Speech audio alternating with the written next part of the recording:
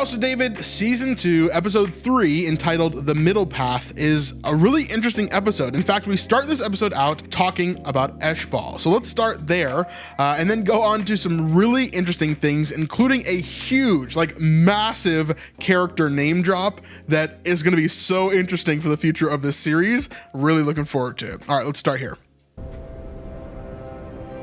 I'll start with a question. Can people change? Can they rise above their nature? Life has taught me we emerge through fire. We transform through suffering. Let me tell you my story. All right, so Eshbal, or Ishbosheth, if you know him from the scriptures as well. Two different names. We've talked about why that is in a previous episode, if you want to go back and check that out. But Eshbal in the last season was banished from the kingdom. Again, this is not scriptural, but we're going to follow this storyline because it's got some interesting cultural and historical things in it. But he was banished from the kingdom for sleeping with a daughter of the leader of the tribe of Dan. And so Yahir, who is the leader of the tribe of Dan, was very upset. He's saying that Eshbal defiled his daughter and that he should be put to death, essentially, according to the law of Moses. Now, he's using this basically as a token of leverage, but Eshbal eventually gets banished instead of getting killed or marrying his daughter. And so we see here Eshbal being banished, but as he was being banished, his carriage gets overrun by someone, is attacked by some band of people, and then he is kidnapped here, as we see. Real quick, someone's asking in the chat where this is filmed. This is filmed in Greece. You are Eshbal, Prince of Israel, banished to Andor by his own family, yes? Yes. Good.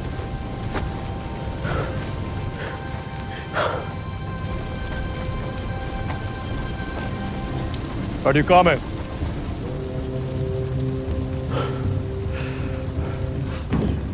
So this is a little bit of a weird setup for me because at the end of season 1, or in the middle of season 1, when we see this happening, and Eshbal is then taken by this guy, we don't really ever see him again till the end of the season, right? And now we see that he's being taken away. We're getting a little bit more of that middle story, at least from what we understand. But the guy says, "Are you coming?" as if he's free to come or not.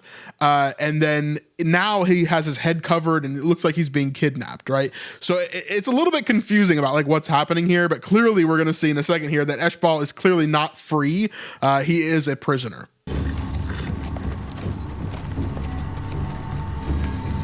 So right here is our first clue as to what we're seeing. We're looking at some sort of palace that is up on top of a mountain. A lot of times you'll see this seen as, it's called the Acropolis, right? Meaning that it is the tall city, basically, Acropolis, high city. And so this is basically the capital or the main sort of building in which a city will revolve around. Okay, so this is the Acropolis of this area here. Within Greece, of course, you have the Acropolis, which has the Parthenon on it, as well as several other buildings that would have been used to worship different gods and goddesses up there. Then you have Mars Hill, which is right next to that, which Paul goes to, and he argues for the faith, right? So that is an example of what we're seeing here as an Acropolis of some sort of city, but we're not told what city here.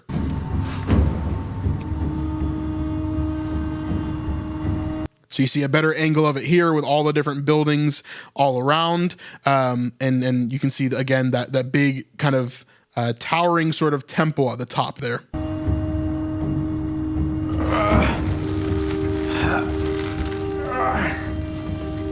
And here we clearly see Eshbal is not free to go. He's clearly a prisoner. If you plan to ransom me, I have disappointing news. I hold no value in my father's eyes. Perhaps I see much more than he does. Come, my friend. We have no need for conflict. I am no friend of yours. Or your gods.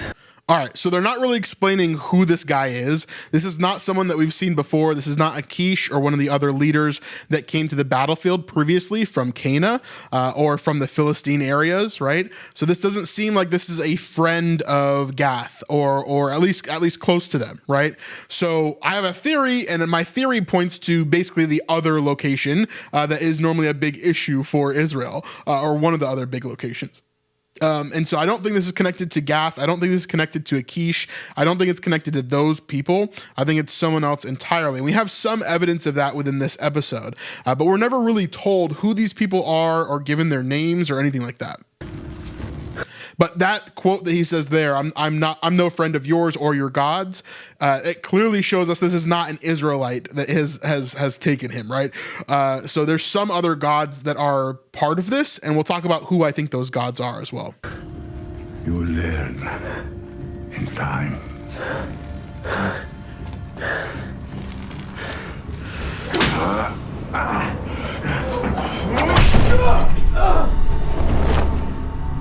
So no fun. We don't know how much time has passed here.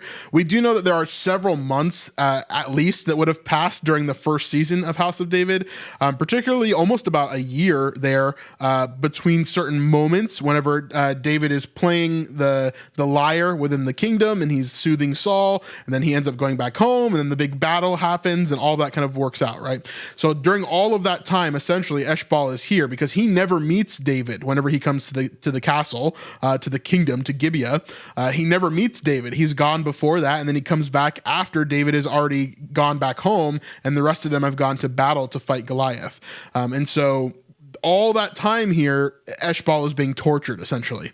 Do as you are told, and I'll spare you the whip.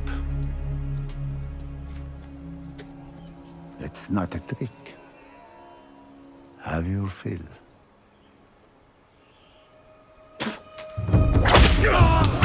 So this is what we should expect from Eshbal. He's very defiant, but kind of in a selfish way most of the time, where he's like, nah, I'm not going to be disrespected like that. I'd rather spit in your face, right? But it's more so...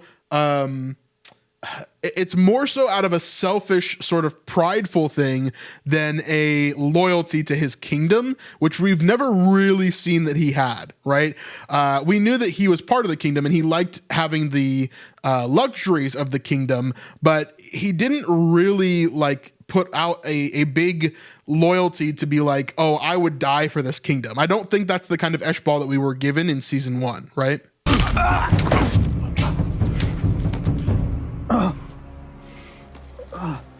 Tell me, Prince, have you ever seen an elephant?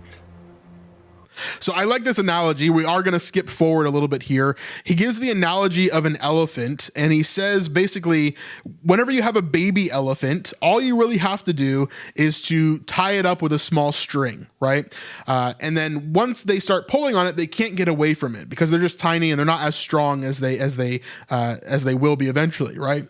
But you break them when they're young so that when they're older, all you have to do is you no longer have to put, a big rope or a chain or anything else around an elephant's leg. All you have to do is put this small little rope and put a little stake in the ground, and they'll stay there because they believe from a young age that they don't have the power to get out of that situation, to break the rope or to get the stake out of the ground, right? And so the analogy that he's using here with Eshbal is hey, basically we're going to break you. We're going to make it so that you lose all hope and that you then submit to us, essentially, is what he's saying here. Let me go. And be tied to That the is not what I sea. meant to do. Interesting. I didn't know I did that. All right, we'll go here. Power begins in the mind, not the body. What do you want of me? You will suffer until you understand who you really are.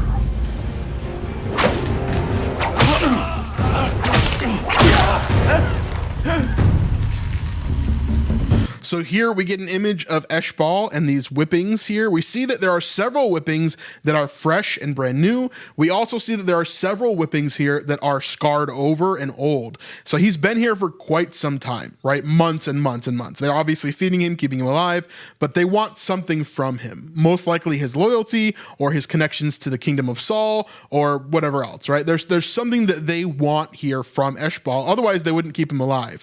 They definitely know who he is. They know that he's the prince and that he is Saul's son. And so they're trying to use that for leverage, if not to control Eshbal here, then to maybe get something from the kingdom of Israel.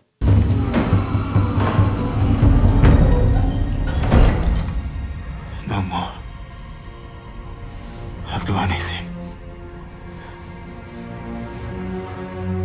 Please.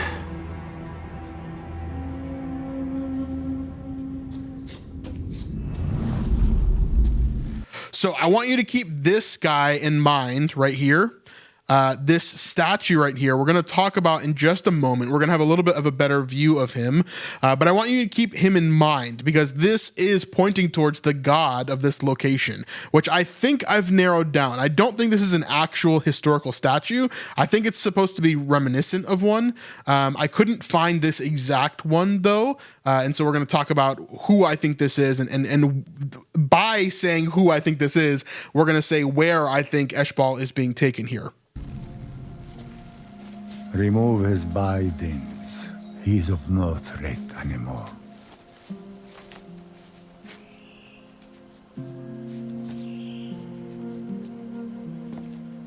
Sit down. So if you hear closely underneath, we have that music that's playing, the da da da da da da. It's almost the same music that we hear with Michal and Saul, for example. It's almost like a song of relationship or a song of surrender. I'm not sure what it's supposed to mean within the context of the musical kind of library that we have here for House of David, but that is a familiar melody that we're hearing quite a lot throughout the show. Down.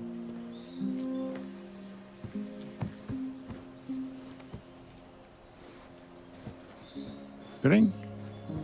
All right, let's go back a little bit. Let's look at this statue. We'll talk about who Sit I think down. this is right here.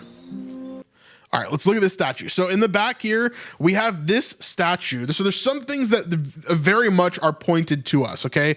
Number one, we have a golden, sort of bronze-ish, golden-ish statue here. That would have been definitely a sign of divinity. And so I think this is some sort of god that is, in this house of this powerful person, whoever this is. Also, we have two things, right, that we can see in the hands of this person. One is an open palm. This kind of distinguishes him, makes him feel powerful there. And then in the other hand, we have some sort of eagle kind of connected to a staff of some sort. If you remember, even in the kind of farewell of Jacob to his sons whenever he's about to die, he talks about how Judah will have like kind of the king's staff, right? He'll have the rod, right? And that is kind of what is pointing to here. It's the same thing in this divine figure, whoever this is.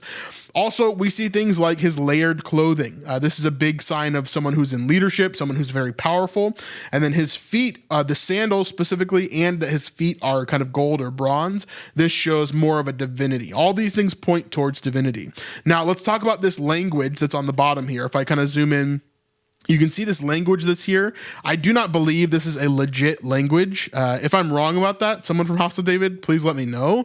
But I could not decipher this in any way to be a specific language. I just couldn't find it really anywhere. And it seems to me like it's more of a prop language, like they're just putting that in the show in order for it to be some sort of foreign language, right? I don't think it's an actual language there. Now, this deity, who do I think that it is? Well, personally, I think that it is Asher. We can see several different instances of Asher kind of throughout history. And if you look at a lot of these different instances, you're going to see things that are very reminiscent of what we're seeing in this picture here.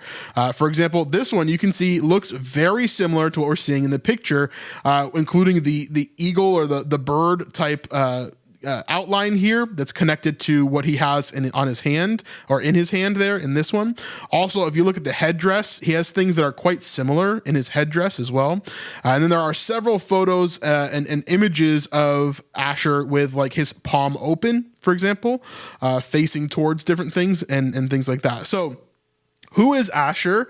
What is he connected to? Well, the city of Asher is kind of where he gets his name from, and this is in Assyria. And so Assyria, if you've read the Old Testament, you know that Assyria is a kind of returning character over and over again within the biblical narrative, because Assyria is used as almost a punishment for the Israelite people oftentimes. They conquer the promised land, they stay in the promised land, but then Assyria will come in and they will kind of come in and attack Israel for certain things that they've done wrong, right? God will use them as a punishment in order to show them, hey, you've done something wrong here. You're headed down the wrong path. We're going to... Basically, these people are going to come and attack you, and I'm going to allow them to overthrow you in order so that you understand who I am and like how you are my people, right? So I do think this is Asher, and I do think it's connected to Assyria, would be my guess. And I think also, as we go through the rest of this scene, I also think that Eshbal is lying here. I don't think that he's telling the truth. And so I think that whenever he's recounting this story, what we're being shown here could be a lie. It just could straight up be a lie of half-truths and like not really the full story, because it doesn't feel like he's giving us the full story pretty much in the rest of this episode, okay? And so here we're seeing him as he's encountering this guy. He's finally been like conquered, right? He's been controlled, and we'll see what happens in the rest of this section here.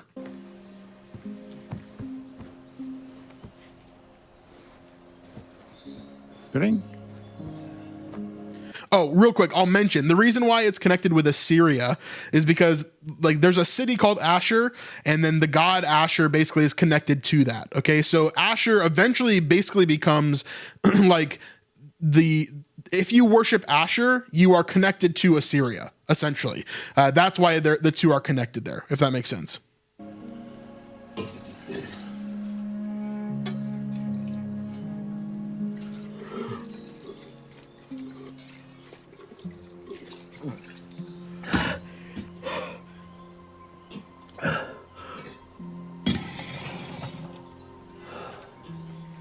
Why do you show me mercy now? Like the elephant, Ishbal. You ceased resisting a rope that held you back. You became compliant, allowing lesser men to choose your fate. But now, it's time for you to decide your path. To decide for yourself. I am loyal to the house of my father, sole son of Kish, servant to none. All right, so this is kind of where our flashback stops, okay? This is where I question a lot of like, okay, I don't actually think this is how this ends here. I think this is probably a lot different in reality. Or I just don't like the writing. One of the two, right? Either I think it's weird writing that's going on here, and there's something else that they're going to show us later, or I think that they're hiding things, and I think that Eshbal specifically is hiding things here.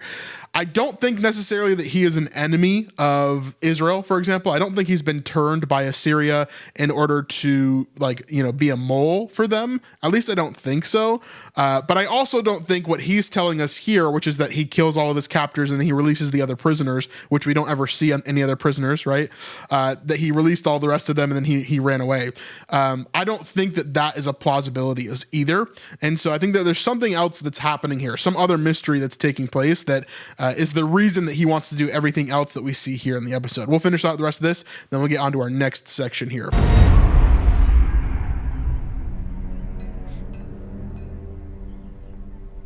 I didn't break, Father. I killed my captors, freed the other prisoners, and together we escaped. It's quite the story, Ishbal. I think here even Saul is like, yeah, I don't believe you, bro.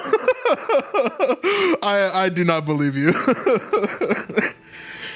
Passed through the fire, Father. Do I not seem different to you? A man proves his substance by what he does, not what he says.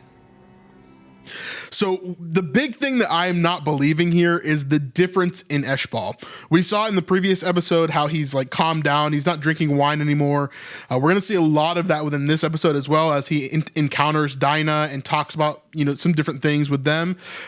He seems like a fully different character, but I think it's a character that he's playing. I don't think it's a character that he actually is. And so we're going to see how that turns out and what that actually looks like in the future.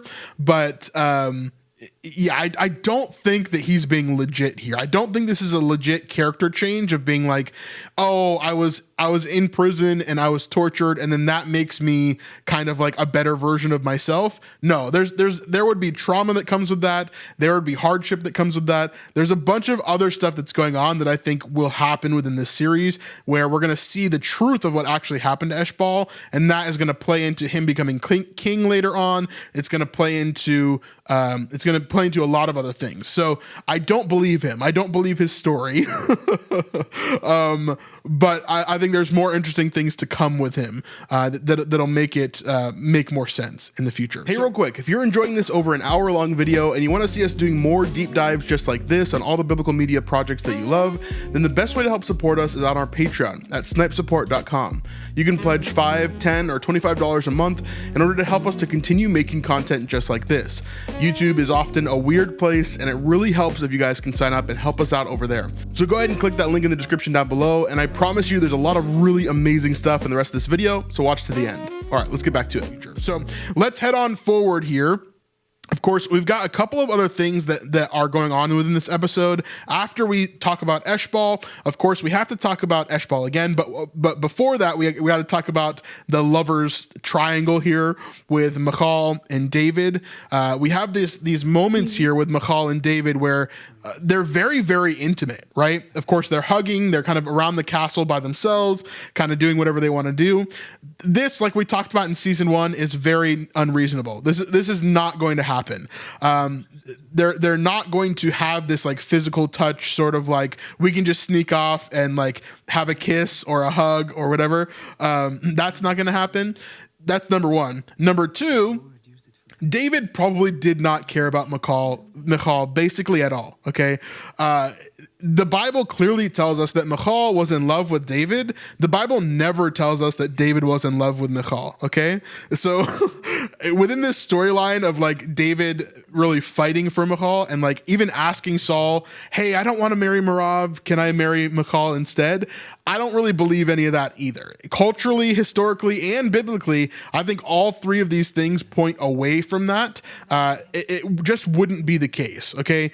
In a few years from now, you know, like 5 to 10 years from now, David's going to have several other wives. He's going to have a bunch of other stuff going on. Michal is going to be used as a bargaining chip for him to come back and become king.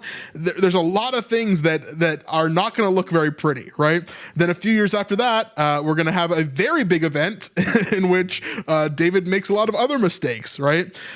David is not a perfect person. He is not a lovey-dovey teen that has this like teen romance. I get the reason that you have it in the show, right? However, it just does not look this way within history, and so I have to point that out, right? Culturally and historically, it would not look like this. And biblically, we have evidence that David was not like this. He was not, he was a very impulsive lover. We can clearly see that throughout scripture. We're going to talk about that today. But on top of that, his relationship with Michal, it's not anything that's like this special, like super love story. And I think to do that here is going to make David look like an insane villain later on, which at points in his story, he should kind of look like the villain. I agree. But he's going to look like he's literally insane. Like he's mad because he goes from this person who's fighting to the death for Michal, but then later on, he's just gonna be like, "Oh yeah, I don't really care anymore. It's not really my thing, you know." And so that I think could be problematic. Now, beyond that point, though, we have the reveal of Merav and how she asked Saul to basically give her David, which is another thing here. The people would celebrate a union between David and either princess. Why can it not be me? Even in victory, there are still wolves at my door. I need the giant killer at my side.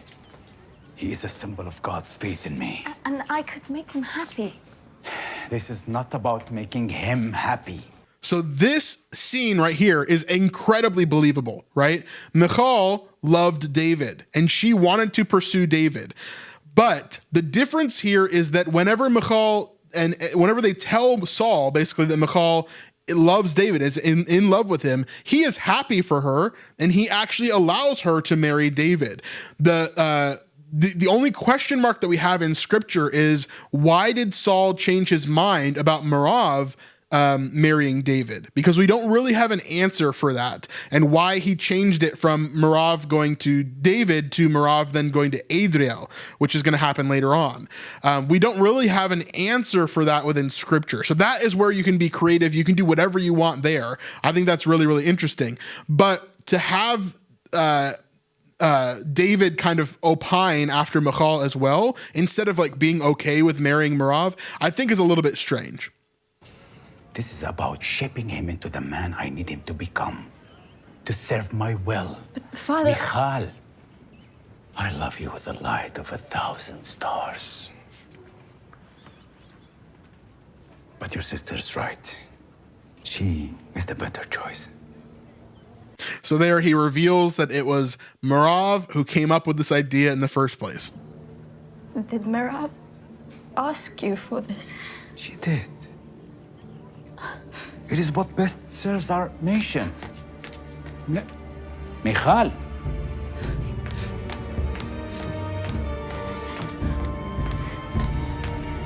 Merav? Michal? It's not just men who climb ladders to reach their ambition. It's Patty's sisters too. So now this war begins. The love triangle is revealed to the world. Merav is not really in love with David, but she wants the power and the position that comes with being with David, since he's the giant slayer. And so she wants that. She's not, romantically really in love with him or anything, at least as far as we can tell. But she wants that position. And so Michal is very upset with that as well. However, I do believe that this fits Merav's character within the show. Merav is insanely similar to Ahinoam in the way that she acts, in her mannerisms. She feels like the mother. She feels like her mother in a lot of ways, right? And so here, yes, I would definitely see her trying to climb that ladder of ambition and trying to be that person that's there. It also just makes sense that Merav would be the one to marry David because she is the older daughter. And of course, you would want to give away your older daughter first before you give away your younger daughter. And we see that happening there. Now, next in the whole kind of romance thing, we get a couple of different moments, but first we'll go to Eshbal here as we see him. And again, we're going to cover the other moments within this, but we see this moment with him and Dinah. And so we see these three different lovers moments. First, Michal, Merav, and David. Then here we've got, actually, let's jump forward first and talk about Jonathan, who's at the very end of this episode. We have a small moment with Jonathan. Tell me. Wise, yet defiant. Perhaps not properly yet seen for her value.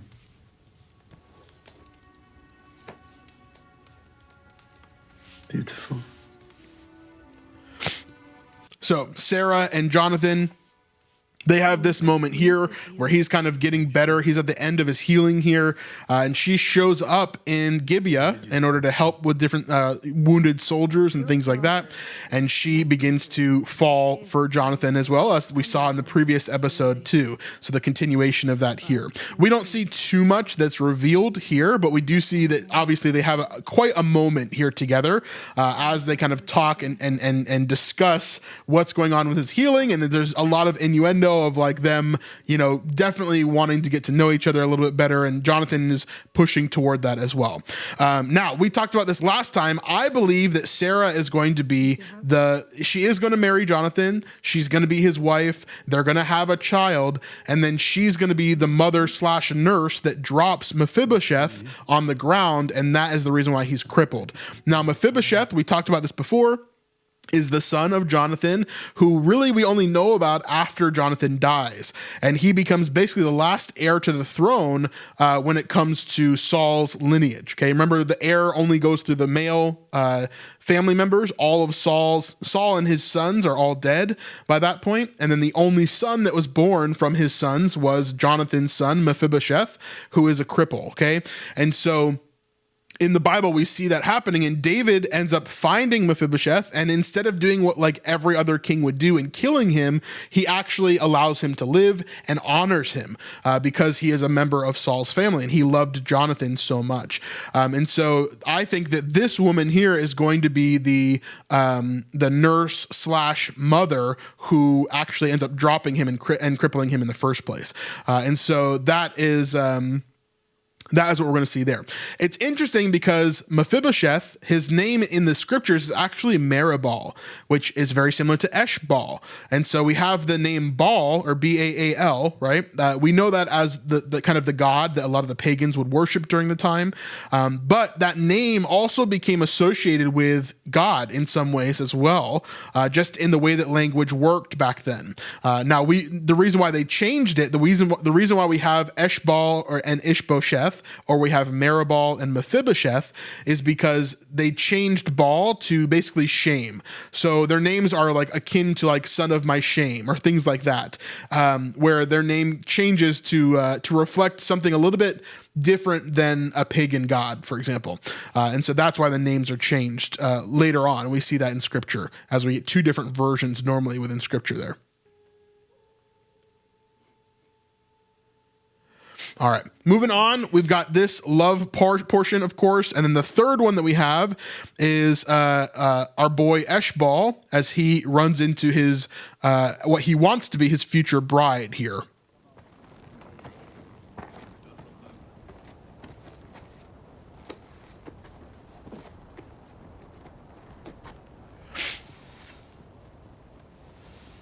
So remember, this is Dinah, who he was said to have basically defiled in season 1.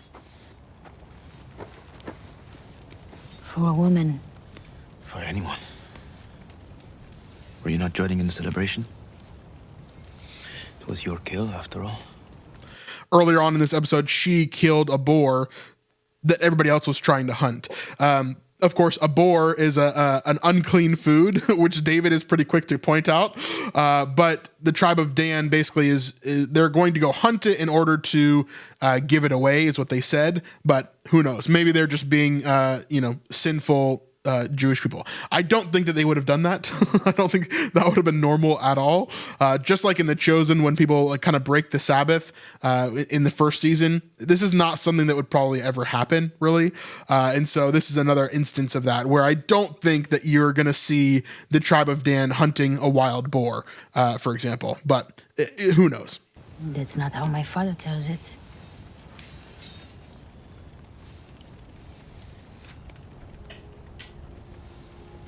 I am sorry, Dina, for all the shame I brought upon you. Careful, Eshbal. I've already gutted one pig today. I've heard the stories about how your father treats you. I wasn't the son he wanted. I'm the one enduring symbol of his failures. Well, that we share. Perhaps together we could change it. All right. So basically, Eshbal suggests that they get married because he is wanting to reinstate her, right? He doesn't really remember defiling her, quote unquote, because he was so drunk at the time. But he is willing to marry her now that he's a changed man. Asterisk.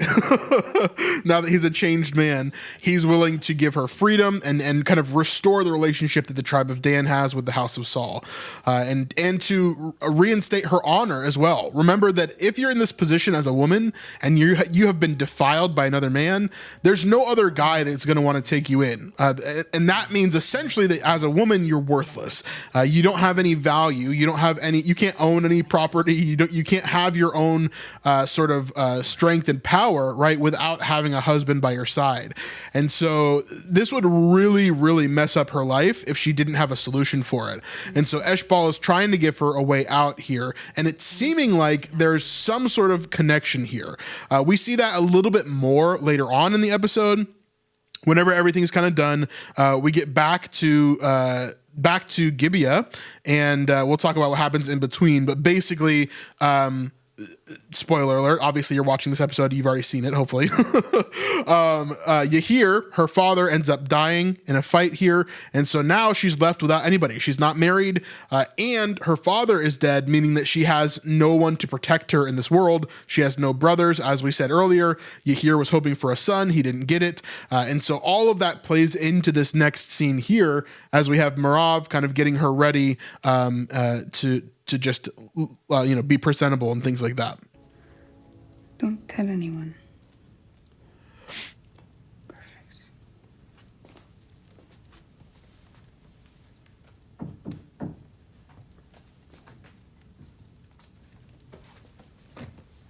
I will let you talk. Thank you. Nina. Please.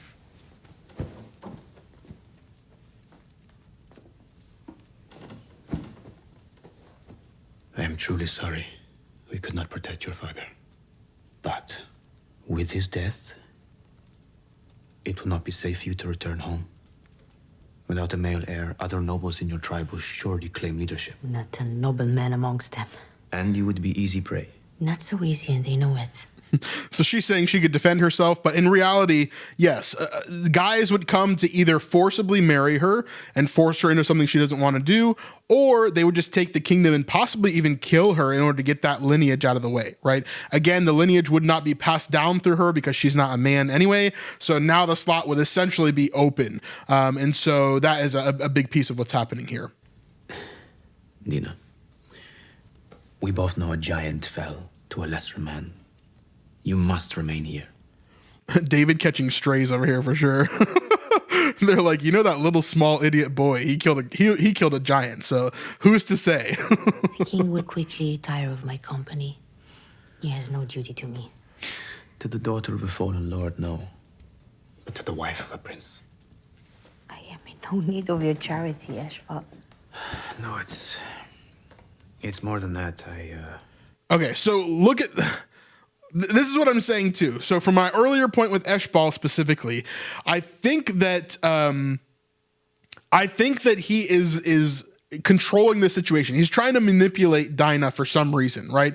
Maybe he wants the control that comes with being the leader of the tribe of Dan. And maybe he's trying to unify Israel and the tribe of Dan. And then whenever he becomes king, he has more control over all of that. That could be a part of it there. Maybe it's that... there's something that Dinah has that he needs, or some sort of status that he needs, and being married will help him with that.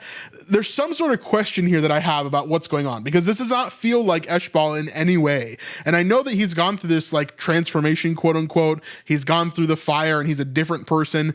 I just don't fully see that. Like, this is not how character change normally happens, right? In reality, Eshbal would not be this completely different person. He would still have some of those other tendencies and some of those other things in his life. Even if he was tortured for several months, he would come back with a defiance against that instead of bowing to his newfound sort of like control in this new thing, right? It's an interesting thing. So I think there's something else that's happening here with this, and we can see it here in this moment, right? As Eshbal is talking to her, he realizes like, oh, there's some leverage that she has here on me because I've defiled her, right? And so there's some pity that she feels because she is a defiled woman. There's some pity that is felt towards her, and so because of that, she's got some leverage. And so I need to figure out how I can use that and how I can manipulate her within this. I find you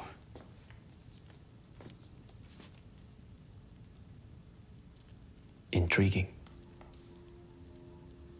And so here she is intrigued by the intriguingness, right?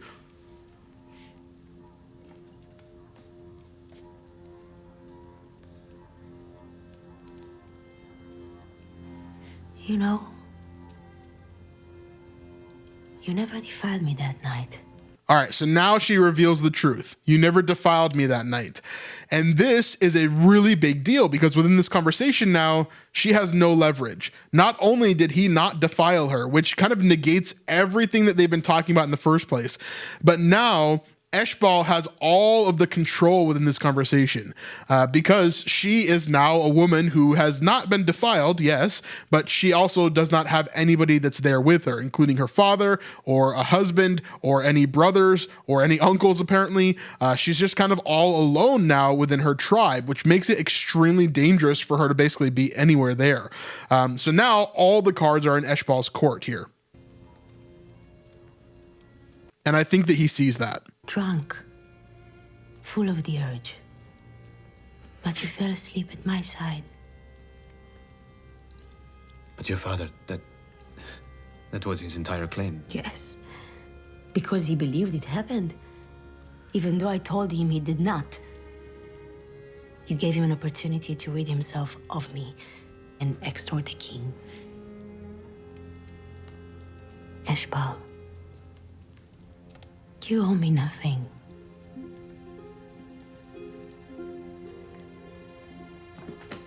Wait. We owe it to ourselves, then. To become more than our fathers expected. Together we can have a second chance. We marry tomorrow. Under the circumstances, we need no ceremony. This is what I offer. So we have those three love relationships beginning to form. Obviously, Merav and Michal, we already know about. I think we already know about Jonathan and Sarah as they're going into stuff. But the question mark here is what's going to be happening with Eshbal and Dinah, and how are they going to navigate that moving forward? Now, going on to the next section here, I want to talk about a couple of different relationships. First off, let's jump into this relationship with Jonathan and David that's progressing throughout this. I think it's really, really well done, and there's some really interesting stuff that's happening here, including the introduction of one of my favorite characters in all of the scripture. So let's jump into this. David, you cannot let frustration distract you. So again, Abinadab here. This is David's brother who's helping to train him.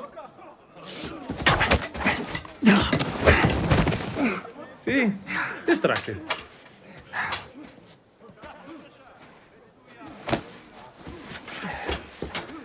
You're our new commander. I'm David. Yes, I know you are. It's an honor to serve under you. Uriah. Uriah. And I... All right. I'm not sure why that broke for a second. Let's go back. Let's look at that one more time.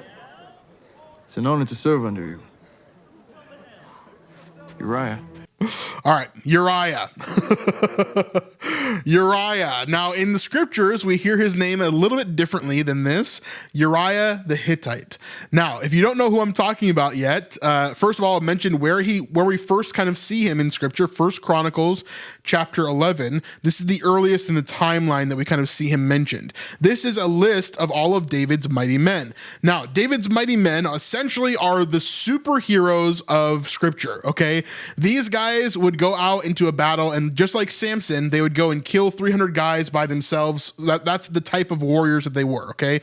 These guys are not normal men. These guys are insane warriors, okay? So here in verse 41, we see Uriah the Hittite.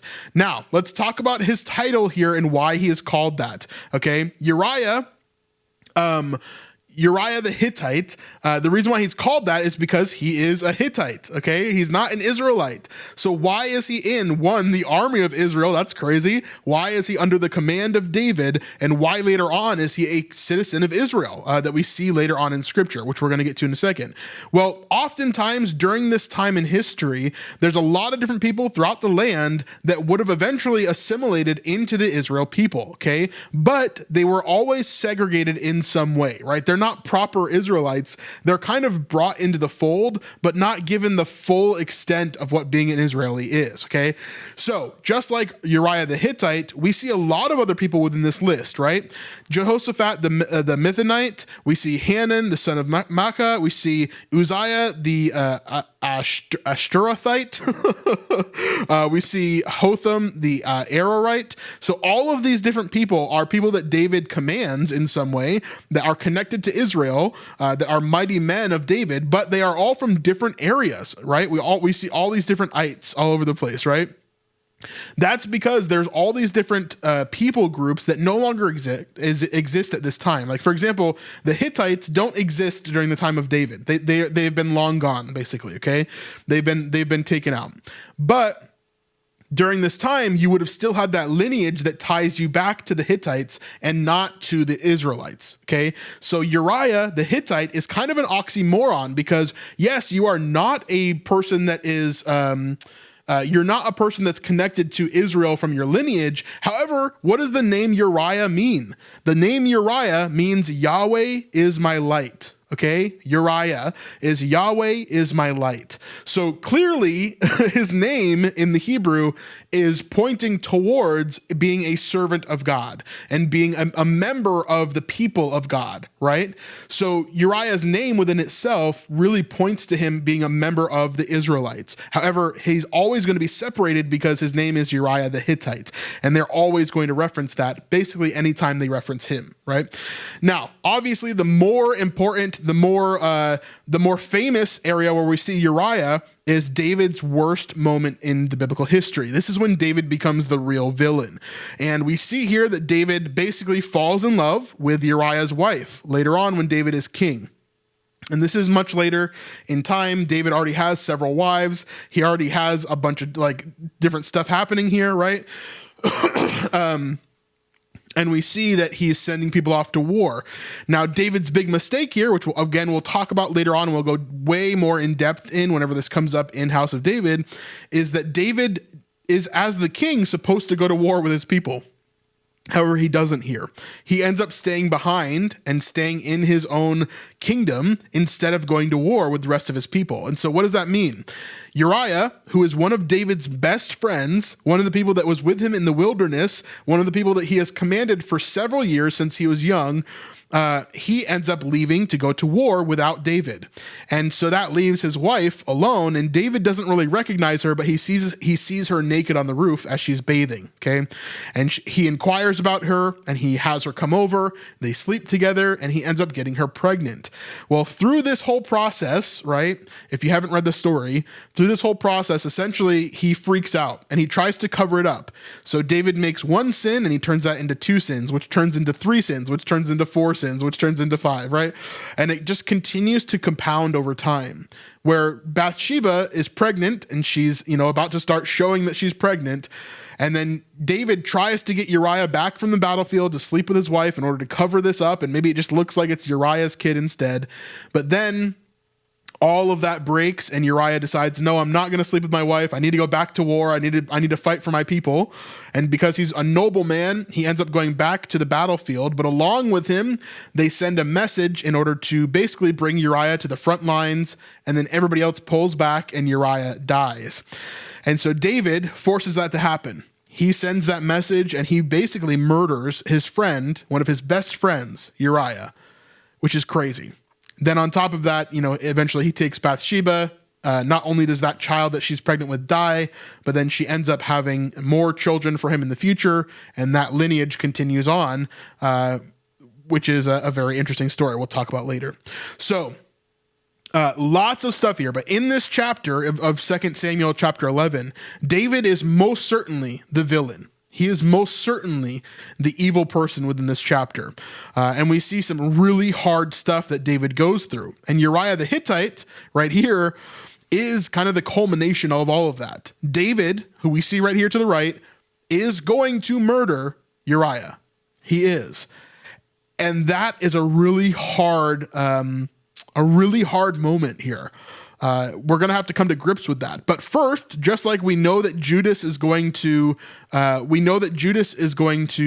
betray Jesus, we also know that David's going to kill Uriah. But before that point, we have to see the relationships form, right?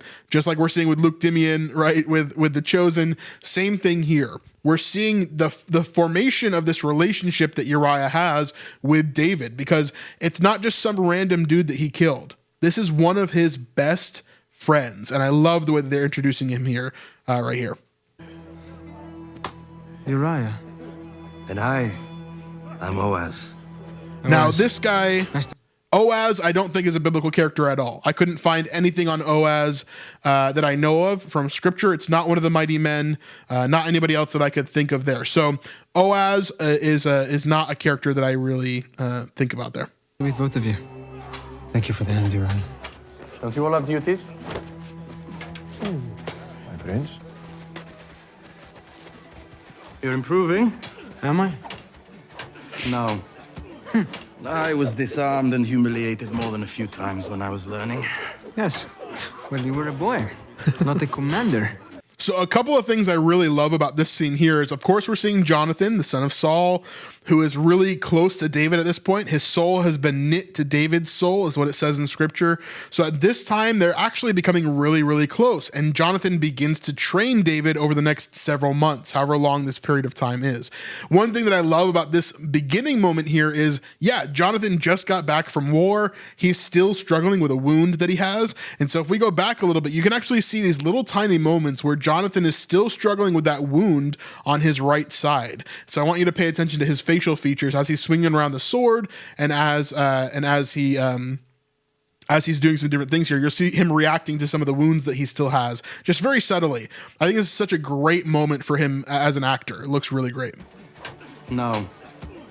I was disarmed and humiliated more than a few times when I was learning. Yes. Well, you were a boy, not a commander. We're all capable of becoming more. Take up your sword. Less sparring. More footwork. And balance. You see? Soldier is not just brute force. He's finesse.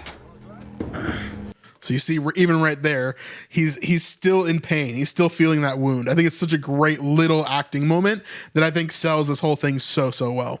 You try. Keep your weight low, your feet light. With confidence. You have to trust that you deserve this. You see, my father taught me long ago. A leader must believe he's cut from that cloth. Whether it started as fine silk or wool, a king can be fashioned from either.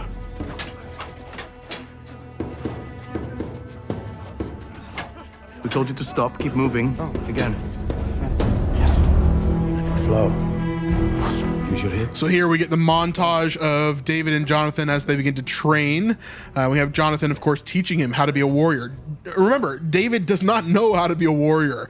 Yes, God led him to kill Goliath. Yes, he showed him how to use a sling and all of that. We also see Achish here, of course, who is healing up from the battle as well and getting really strong with a sword. He kind of gave up using his bow because his hand is kind of messed up from the wound that Jonathan gave him.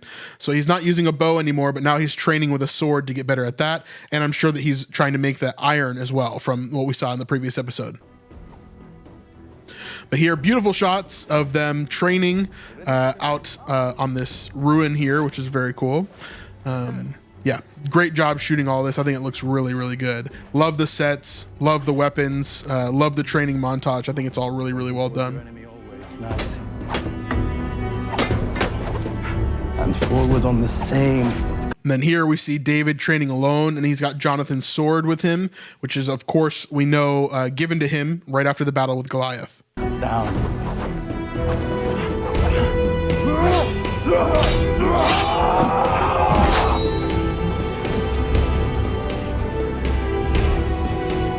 So this scene is really to show us the passage of time. time is passing here.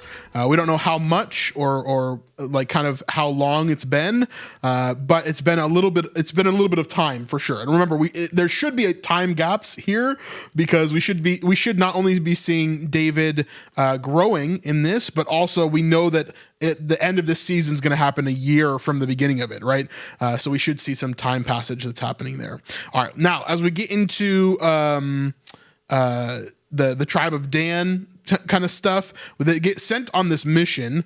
Eshbal kind of takes along with him Jonathan and David's role basically here is to be a leader, essentially, for Jonathan to show him like, hey, it's not just about fighting, even though he's getting way better at being a warrior. It's also about leading and being a diplomat and helping to bring peace in certain areas. And so that's what we see here as they're going into the tribe of Dan. They end up joining this hunt like we talked about earlier. I'll show you a little bit of that. They go on this hunt to go kill this boar for some reason.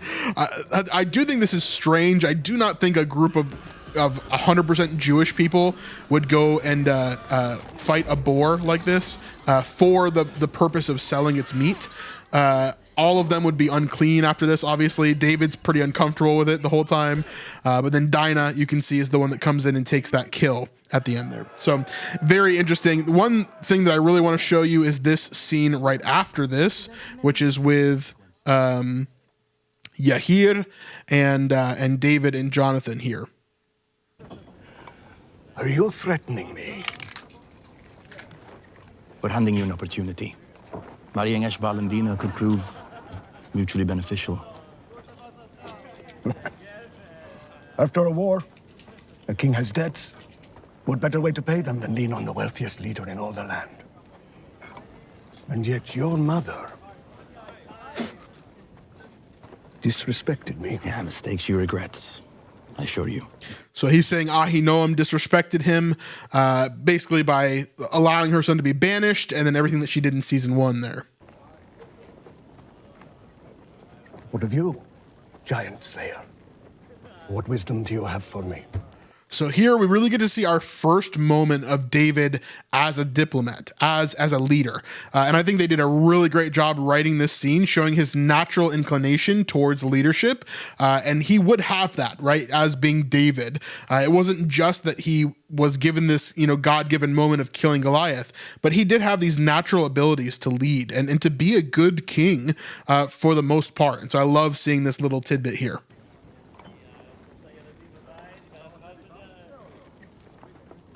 You spoke of disrespect before. It is a feeling I know well. All my life, so many voices telling me I was less than who I know I am. But I chose to draw strength from their words and not be wounded by them. To rise above.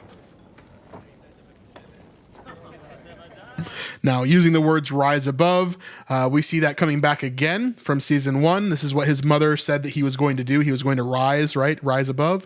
And so obviously David will do that. He will rise above and he will be the king. He will lead in a way that people never thought that he would. And so he's using that as fuel to run with him, is that his brothers and everybody else has always told him his entire life that he'd amount to nothing, but now he is amounting to being something very substantial. Well said. You could reject the king's offer and gain nothing. Or you could show strength and see what there is to gain. Even Jonathan there is impressed with how David's handling this. Surely prophet heals many wounds.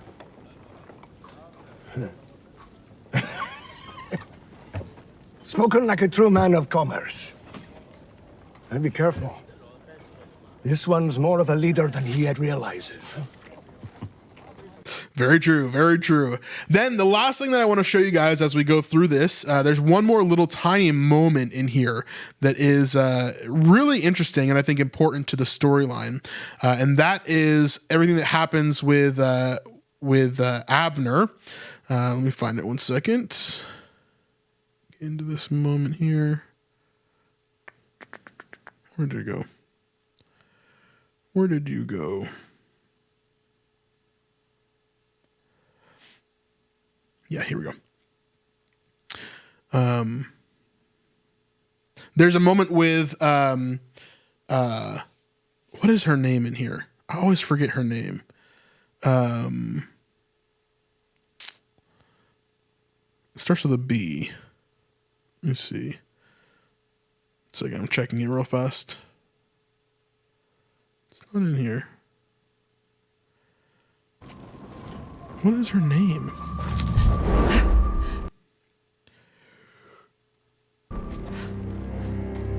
Avner.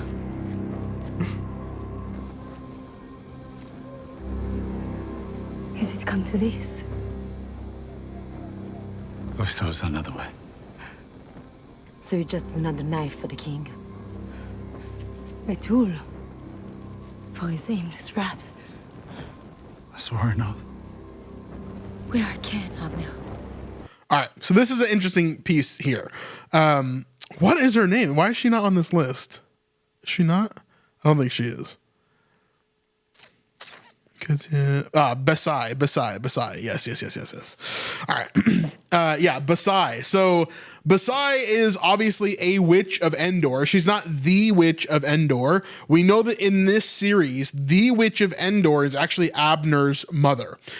We know that through Jewish tradition, and we knew that through a couple of the different conversations I've had with John Irwin in our interviews and things like that. He kind of alludes to that as well.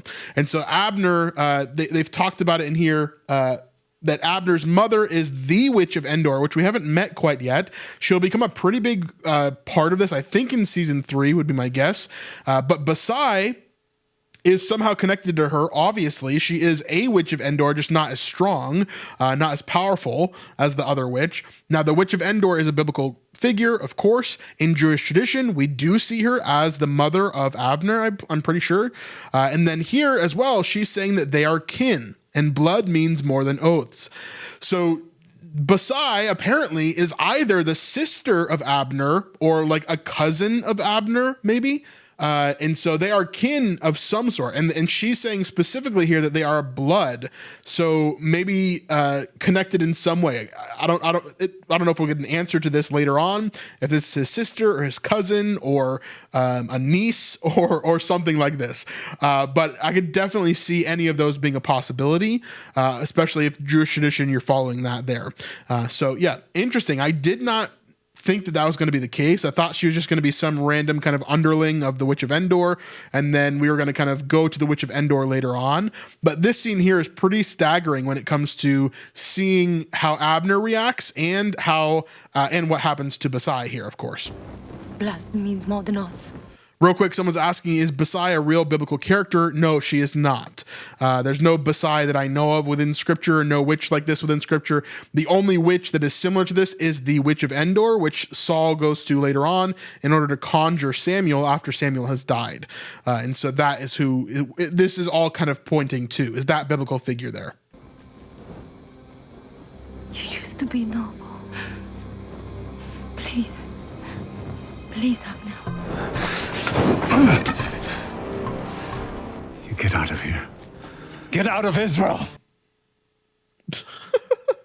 Okay, I'm not sure why it keeps on pausing, but the fact that he like knocks the torch out of her hand and is like, go, you can't walk with the torch, get out of here. Maybe it's because he doesn't want her to be seen by anybody else, and so he's trying to hide her. But he's saying to get out of Israel, to get out of here, and of course she's going to take that chance.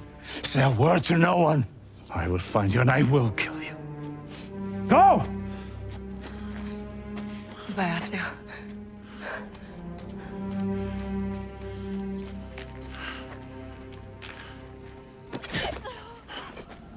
And then not so great for her, I think.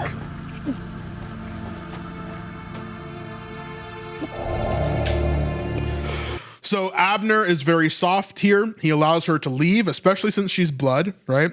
Then Joab has already been sent there ahead of time in order to clean up Abner's mess in case he doesn't get the job done.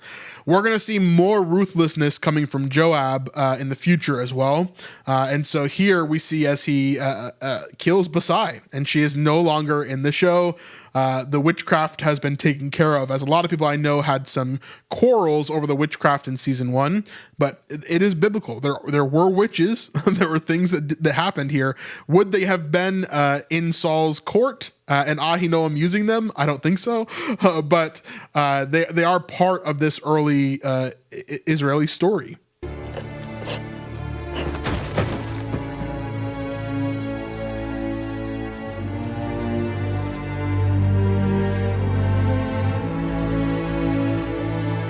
And so that happens there. The only last thing that I'm going to mention from this episode is just this fight that happens over here. I think is really interesting. Not too much to talk about, but basically David and the boys get ambushed here. And this is where Yahir actually takes an arrow and he dies as well. And so we see here that the guards are gone from this place and they get ambushed by someone that is not Philistines. So we don't know who this is quite yet. My hunch is that these are the same people that that kidnapped Eshbal early on, and maybe he even set up this ambush because it would make sense that, you know, this guy that's in power dies, that maybe Eshbal wants some of that power for himself. And we never really see Eshbal, you know, in high danger here from these people. So let's kind of watch through this and see if there's any moment where we can see some hints towards Eshbal being part of this, because I could definitely see that. Hold it up!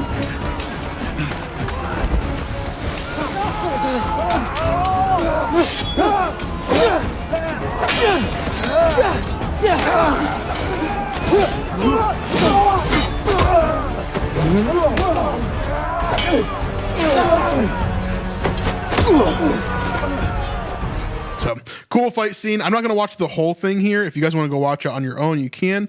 Let me just kind of skip through here and see if I see any moments of interest here. Of course, David and his sling. He's not really confident with his sword quite yet, but he's able to take out a couple of guys with his sling. We see Eshbal here, who is perfectly unharmed at the moment. So I don't know, my theory may be looking up. We also get our first look at Oaz as well as Uriah in a fight. My wife keeps on saying I look like Oaz, so maybe we'll do a cosplay someday. But we could see that here. Here we have Yahir, who's taken another arrow now, and then the fight continues here. Yep, another arrow there. He's really not good at dodging those arrows. Of course, I'm sure that none of us really would be. And then the final blow there. Now, I would keep this guy's face in your mind for who we're going to see as a returning character. You don't normally give a character that sort of like, you know, that sort of facial distinguishment. I don't know what you call that. But you normally wouldn't give this guy like an eye patch like this without him being a recurring character, most likely. So my guess is that we'll see this again.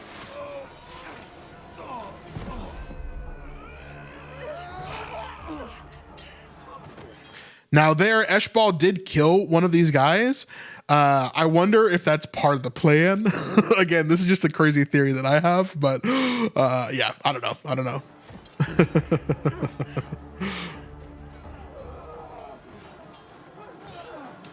Now that look, why would he not go and attack Eshbal there?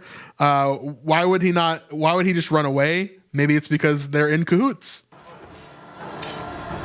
And Eshbal's look here as well tells us something, I think. Anyway, we get the rest of this fight here. Of course, all the people with plot armor get out of this alive. You can't kill David. You can't kill Eshbal. You can't kill Jonathan. So all those people are going to stay alive. You can't kill Uriah, right? All those people are going to stay alive until later. But anyway, really interesting episode. I think we went over pretty much everything that I wanted to within this episode. There is some intrigue and some play between Saul and Ahinoam, and some kind of disrespect that Saul is feeling there and kind of leaning away from Ahinoam a little bit. I think there may be some future relationship play there, what happens in the writing. So we'll see what happens there. Let me know your thoughts about episode 3 overall, called The Middle Path. I guess I have to mention, as a last thing here, I have to mention the reason why this episode is called The Middle Path is because David goes to Saul. And I'll just play this in the background. He goes to Saul and he asks for more time. Basically, he says, "I need some more time in order to figure out all this thing with Merav and with Michal, and I need more time to become a leader. And so I'm asking you, please just give us some more time. Don't make me marry Merav like right now. We'll figure this out as we go." And so he says, "Yes, I'll allow that to happen. We can have some more time." Now, this leads to a secondary meeting with the king at the very, very, very end of the episode, which is Adriel. And so Adriel, who, if you remember, is the leader of the tribe of Judah, he comes to King Saul, and of course he's in trouble because he tried to revolt against King Saul in the war with Goliath, with the Philistines. And so he's in trouble. He should be reprimanded, if not killed here, by Saul because he basically tried to mutiny him. And so here he's saying that he's sorry, he's apologizing, and at the very end of this, he says that he knows who the anointed one of Samuel is, and he's going to give King Saul that answer as kind of a retribution or like a payment for him trying to cause this mutiny. Okay, so this is really the big ending here in this section. Again, this is not scriptural. This is not what happens in scripture. Not really any huge kind of cultural, historical things here, but it is important for the plot of the show. So I figured I'd mention it here. So Adriel kind of ends the episode, and he says, "I know who he anointed," and he's going to point towards who he says that is. Now, next episode, we get some interesting kind of tidbits with that as well, so hold on for that. But let me know your thoughts about this in the comments down below, and of course, we'll see you on the next one. Peace.